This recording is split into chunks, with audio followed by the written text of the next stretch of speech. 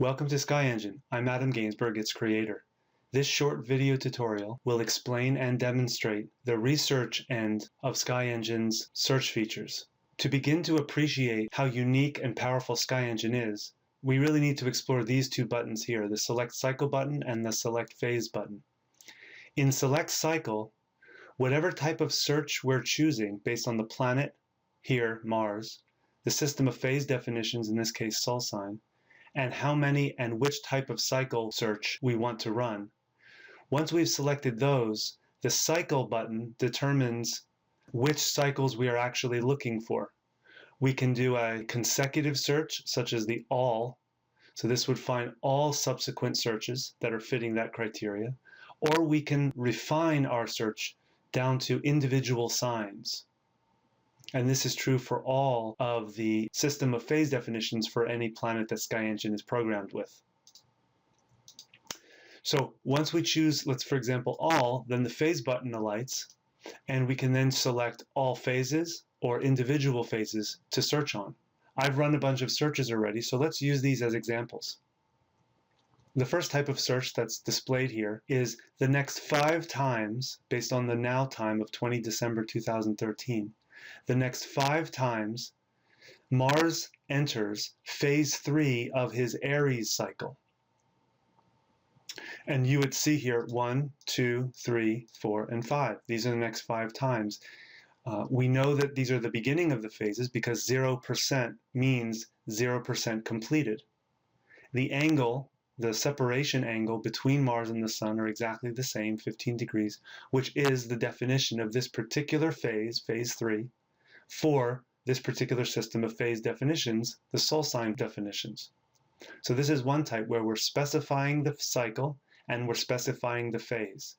And we're telling SkyEngine, go find me such and such number of cycles in which this occurs. The next type of search is when we don't distinguish which sign of the cycle, but we do distinguish which phase. So in this case, we're looking for the next 5 cycles, no matter what sign they are, that's all. And we're looking specifically for phase 3 events within each of those 5 subsequent cycles. And here we have it again, 1, 2, 3, 4, 5. And you'll see here that these dates perfectly match Mars's roughly 24 to 26 month period with the Sun. If we compare that now with these research results up here, we'll see here that there's a very, very large time difference between these occurrences of the Aries cycle in specifically phase 3. That's because we're not looking for any cycle of Mars, we're looking for specifically the Aries cycles. And then the third type of search we have is when we select the specific sign of the cycle, in this case Aries, but we're not looking for individual phases. We want to see all of the phases for that particular Aries cycle. So here we would have phase 1, phase 2, phase 3, phase 4, all the way down to phase 13. So this is one complete cycle of Mars. And the next type of search using the cycles and phases selectors is where we're searching on all cycles, no matter what sign they are, and we also want to see all phases. So you can see here that the first result is phase 1 of the first next cycle that occurs as the start time or the now time.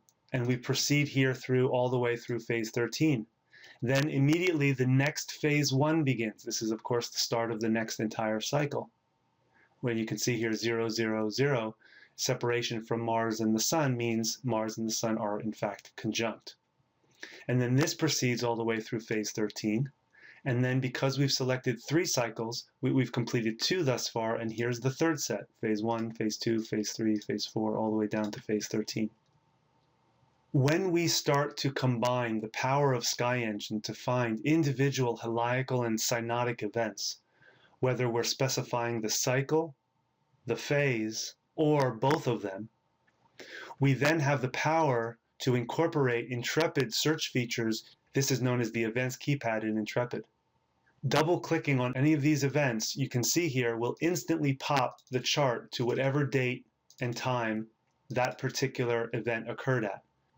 So with the data results here and the wheel display here, we have a wonderful combination to quickly get to the data that we're looking for in terms of spatial relationships with the sun or with other planets in SkyEngine, and then what the chart actually looks like.